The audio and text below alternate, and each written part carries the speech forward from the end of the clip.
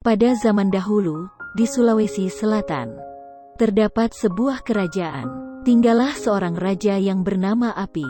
Raja Api ini tinggal di kerajaan yang sangat indah. Hidupnya sangat senang karena negerinya aman, makmur, dan sentosa. Di setiap halaman istananya terdapat pengawal bersenjata lengkap. Tetapi, anehnya di istana itu tidak tampak seorang wanita pun. Semuanya laki-laki, kecuali permaisuri yang sedang hamil tua dan para dayang. Hewan yang amat disenangi oleh raja adalah seekor burung gagak buta.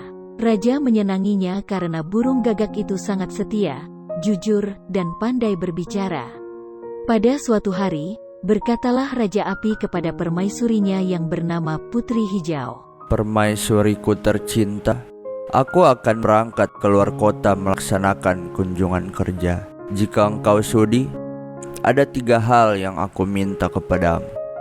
Apakah 3 hal yang engkau minta kepadaku, wahai Kanda? Katakanlah terus terang, mungkin aku bisa membantumu. Baiklah, dengarkan baik-baik. Pertama, jagalah dirimu, jangan pergi kemana-mana. Kedua, jangan lupa memberi makan burung gagak buta kesayanganku itu. Yang ketiga, jika engkau melahirkan anak laki-laki, segera kabarkan kepadaku. Tetapi jika engkau melahirkan anak perempuan, segera dibunuh. Setelah menyampaikan pesan itu, berangkatlah sang raja dengan kuda beserta para pengawal dan penggiringnya, menuju daerah yang akan ia kunjungi. Selama sang raja dalam perjalanan, permaisurinya sering termenung dan gelisah. Kandungannya semakin besar, berarti saat melahirkan sudah semakin dekat. Hal yang sangat menggelisahkan permaisuri adalah perintah suaminya untuk segera membunuh anaknya jika yang dilahirkan anak perempuan. Kegelisahan itu pula yang menyebabkan ia lupa memberi makan gagak buta kesayangan raja. Pada suatu hari, lahirlah anak yang dinanti-nantikan oleh permaisuri. Bayi itu cantik sekali, kulitnya putih, rambutnya ikal, hitam dan lebat. Bayi perempuan itu diberi nama Sulita. Dengan penuh rahasia, permaisuri memanggil para dayang dan pembantu pribadinya. Permaisuri berpesan kepada mereka, agar nanti mengatakan kepada raja bahwa anak perempuan yang dilahirkannya itu telah dibunuh, dan dihanyutkan di sungai yang sangat deras alirannya, air yang mengalir di pinggir ibu kota kerajaan. 2 minggu kemudian, pulanglah sang raja dari luar kota. Setelah tiba di istana, sang raja langsung menemui permaisurinya, yang kebetulan sedang berada di kamar. Berkatalah sang raja, "Apa kabar permaisuriku?" Kanda raja yang tercinta, keadaanku baik-baik saja. Kandunganku sudah kempis. Bayi perempuan yang aku lahirkan sudah kubunuh dan kubuang ke sungai. Kalau begitu, bahagia sekali aku mendengarnya. Marilah, aku ingin bersantap denganmu. Aku membawa daging rusa yang lezat sekali. Ketika mereka bersantap, tiba-tiba bersuaralah gagak buta dari dalam sangkarnya. "Makanlah yang enak, Tuan. Biarlah aku dalam sangkar kelaparan. Hiduplah dengan enak. Bayi perempuan yang dilahirkan telah disingkirkan keluar kota." Kuak, kuak, kuak, kuak, kuak. Raja Api tampak kaget mendengar kata-kata burung gagak yang tidak terduga itu. Raja merasa sangat gelisah. Setelah selesai makan, raja langsung bertanya kepada permaisurinya. "Hai permaisuriku, bicaralah dengan sebenarnya. Di mana bayi perempuan yang kau lahirkan itu sekarang?" Tuanku raja yang tersayang, sesungguhnya bayi perempuan yang aku lahirkan itu telah tiada.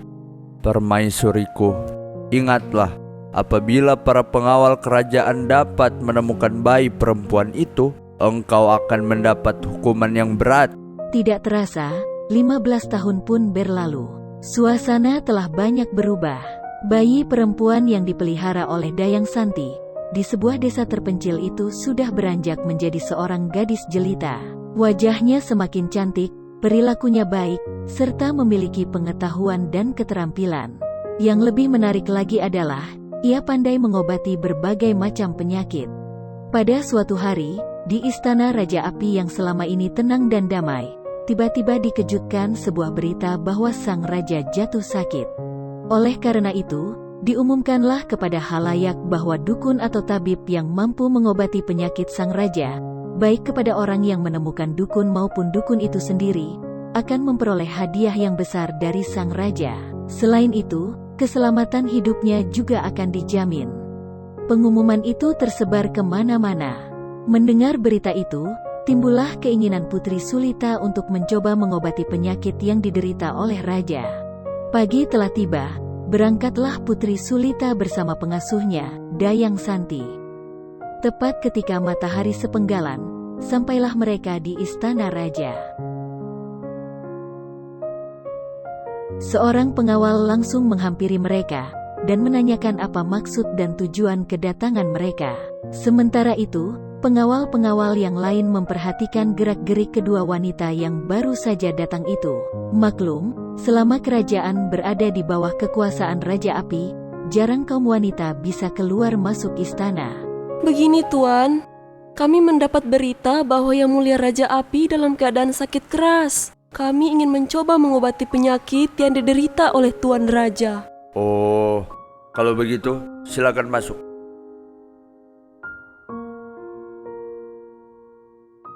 Tidak terlalu lama, selesailah pengobatan yang dilakukan oleh tabib wanita muda yang sangat cantik jelita itu.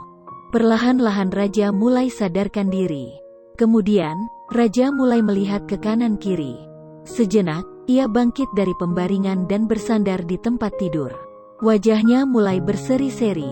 Sang Raja merasa terharu dan bahagia, karena bisa sehat kembali seperti sedia kala. Beliau pun merasa sangat berhutang budi kepada dukun yang telah mampu mengobatinya. Sesuai dengan pengumuman yang disebarkan, sang Raja meminta agar Putri Sulita dan Dayang Santi tinggal bersama Raja di istana.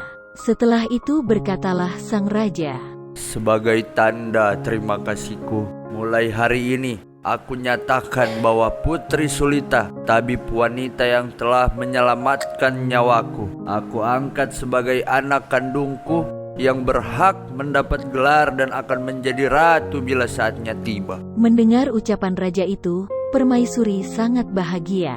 Demikian pula Dayang Santi. Sejak itu, mereka menetap di istana, mendapat perhatian dan jaminan keselamatan hidup dari Raja Api, yang dahulu terkenal sangat bengis dan galak.